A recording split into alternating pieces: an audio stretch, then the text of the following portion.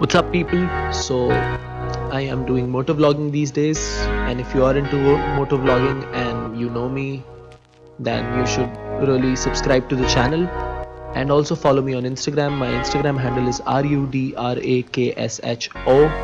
I'll put that on the screen too. So today's topic is why I bought the cheapest bike in India. This bike, CT100, Bajaj CT100. Well, this is the cheapest bike, now you know. And I wanted to do a big trip, like a motorcycle trip, because when I started to travel, my first major trip was on a Thunderbird 350. It was for 55 days, 3 states and 7,000-ish kilometers. And since then I've been traveling across India. I've been backpacking, busking, couchsurfing, hitchhiking, whatnot. But then once you have traveled with a bike, you can never go back. Because why you travel to explore and to be free and to see the world, basically, right? And with a bike it's so much more than just traveling, because you have like the ultimate freedom. You don't have to wait for buses, trains or anything. You just wake up, pack your stuff and just head in any direction you wish to. And you see, when you talk about all this stuff, you forget about how many cc's does your bike have or how powerful it is. Well, that matters, but not really. I tell you, not really. Because when I told people that I am riding on this bike on like since 110 days and I have covered the whole Northeast, people were just shocked. If anybody tells me that, even I will be shocked, because this is not something common, because people can do it with bigger bikes, but doing it with this bike, it's absolutely amazing. By the way, you should check out on YouTube. People have done it with a moped around the world, so it's not that tough too, I tell you. So yes, I chose this bike because it is super cheap, super cheap in all manners.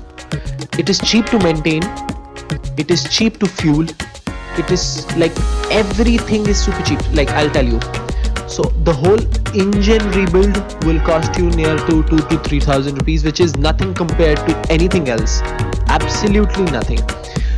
One full tank of petrol can take you 400 kilometers when you are with a pillion and absolutely loaded with stuff. Like, look at that cycle. People do it with cycle. So this bike, anybody can do it. And the maintenance cost is like 500 to 600 max. That too, like, you don't have to do it per month. You can like do it twice. Like in 2 months you can do it once and it will be fine. And yeah, so when I was going on my first bike trip, I did it with an Enfield. It was a Thunderbird 350, which me and my friend Chris bought in Delhi. And then basically he came to Varanasi, and then I continued with him throughout his journey. Every city we went to, there was something to be fixed in an Enfield. And then like the cost of everything was like super high, because like, so when you travel, the budget which you have made is very calculative, and you don't have like you cannot spend 5,000 rupees a day and then you can go on for like 20 days, 50 days. Some people who are doing it for a week, man, it's fine. You can plan 7 days of trip and you can spend 10,000 rupees per day, not a big deal. But when you're traveling for like 40, 50 days or 100 days, then you cannot spend like, that will be crazy money. So the bike used to eat up so much of the traveling budget that I never ever wanted to do it with like an Enfield. Because you see, the fun of riding it is when it is actually working, when you can ride it. If it keeps breaking down, there is no point. Like, look at this bike, it has done 17,000 kilometers and it has like broke down once, and that time I needed an engine rebuild. But then the whole rebuild thing cost me like around 2,000 rupees, which is absolutely nothing. And I am counting the bore, piston, brake pads, everything, every damn thing, which is nothing compared to a bullet. Because if you do a engine rebuild on a bullet, 10,000 rupees, they'll like count as nothing. They'll just go. So this bike is like ease at everything, like maintaining, riding, and everything. If you talk about the top speed, well, it just goes maximum 80 and the engine is ready to blast at 80 kilometers per hour. Oh, that's my friend. Okay, I think I'll scare him off. And yes.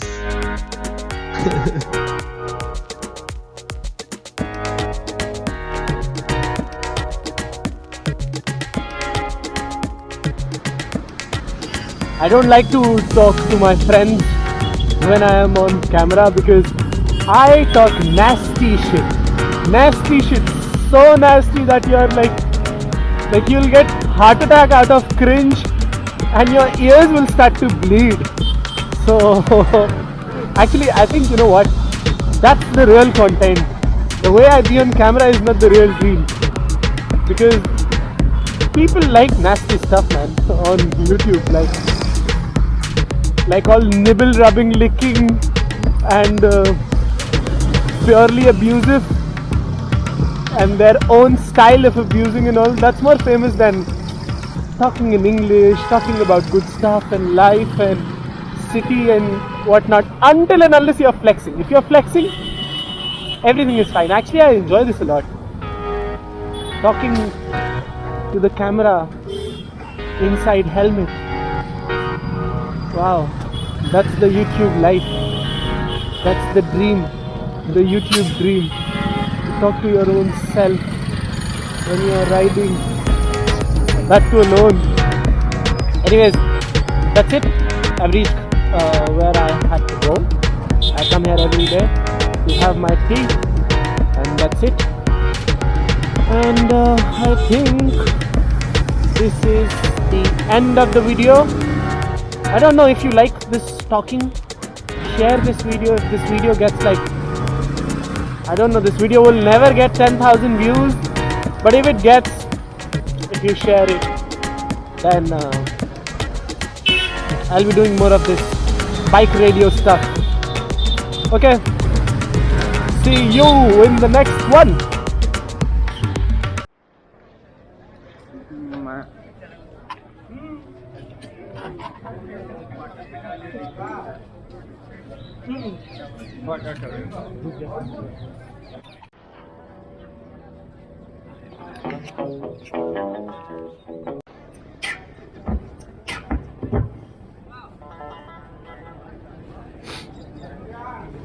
One, two, three, four.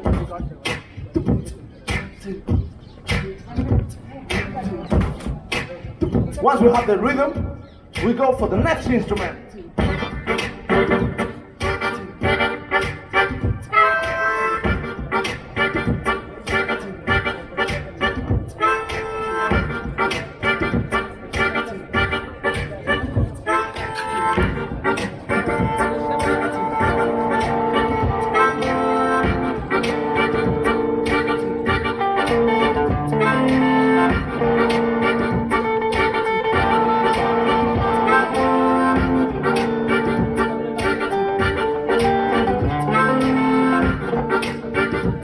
Let's go for the bass.